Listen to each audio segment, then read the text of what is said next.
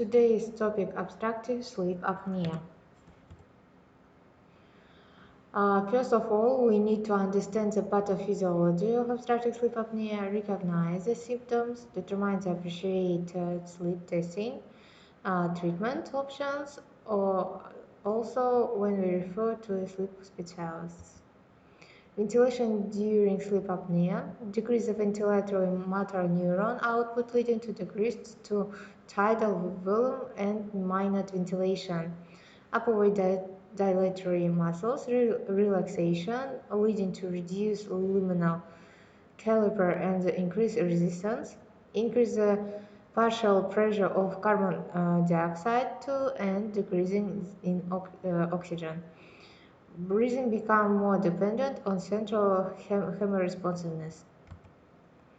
At that slide, you will see the anatomy of upper airways. During the sleep, we have certain changes in upper airway, and here you will see reduced muscle activity of upper airway dilators, reduced upper airway caliber, increased airway resistance, and increased pharyngeal collapsibility, leading to reduced tidal volume and a hyperventilation. In summary, upper airway resistance increasing during sleep. Hyperventilation is universal finding during sleep caused by upper airway resistance and decreased central ventilatory motor output. Ventilation during obstructive sleep apnea is critically dependent on the chemical stimuli, partial pressure of carbon dioxide and partial pressure oxygen. Types: we have two types: obstructive and central. Obstructive occur at the 80% and central in 10 or 15%. Obstructive sleep apnea at adult, repetitive episodes of complete or apnea or partial hypopnea, upper airway obstruction occurring during sleep lasting 10 seconds or longer. Event often result in decreased saturation of oxygen and determination of even with aerosol. Here you will see apnea patterns, airflow, and respiratory effort. You will see here epidemiology of obstructive sleep apnea, and you see the higher prevalence in Asians and Afro Americans. Here you will see the X-ray. Control of dilator muscles, effect on pharyngeal muscle activity. You will see the changes, changes of activity of pharyngeal muscles. Pathophysiology of sleep apnea: awake, small airway plus neuromuscular compensation. Sleep onset, it becomes loss of neuromuscular compensation plus decreased pharyngeal muscle activity that lead to airway collapse, apnea, and hypoxia, hypercapnia. Which increased ventilatory effort, arousal from sleep, and pharyngeal muscle activity restored. After that, airways opens and hyperventilated occurs hypopnea, hypercapnia, and sleep onset. Sleep apnea lead to sleep fragmentation, hypoxia, hypercapnia, excessive daytime sleepiness, and it leading to higher morbidity and mortality. Also, if we have cardiovascular complications. Consequences: excessive daytime sleepiness, increased motor vehicle crashes, increased work-related accidents, poor job permanence, depression, family discord, decreased quality of life.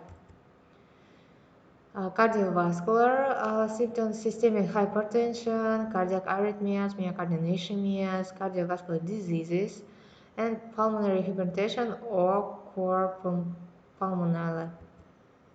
Mechanism of CV dysfunction in obstructive sleep apnea: arousal and or hypoxemia, sympathetic hyperactivity, increased catecholamines, increased adenosine molecular activity, and etc.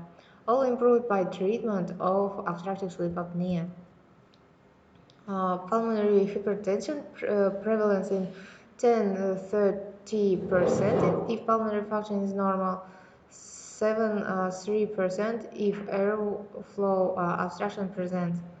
But pathogenesis mechanical factors, hypopnea improves with NCPAP and tracheostomy, not with only oxygen therapy.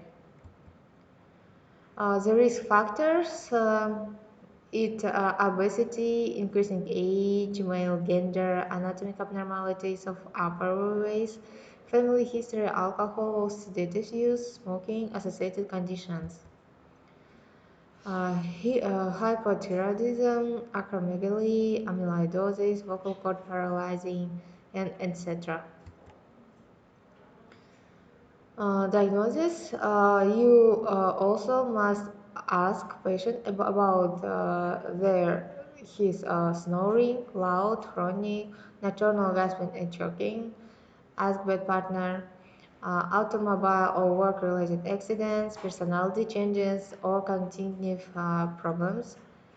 Also remember about risk factors and excessive daytime sleepiness. Often unrecognized by patient, ask family members, must ask specific questions, fatigue, sleepiness, auto crashes or near misses, sleep in inappropriate setting, work, social situations. Also, you will check the upper body obesity, sick neck, hypertension, and obvious airway abnormality. Here you will see a septal deviation to the right side. Tonsillar hypertrophy in the obstructive sleep apnea. You see it clearly. Also, you see palatomegaly. You will see here the tongue size is bigger than is usual. That the name macroglossia. Here you see retrognathia. What test should be used? First of all, in laboratory full night polysomnography and home diagnostic test, oximetry to full polysomnography.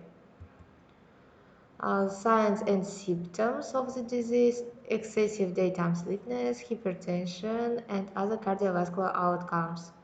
Sleep study results, apnea, hypopnea frequency, sleep fragmentation, oxyhemoglobin desaturation.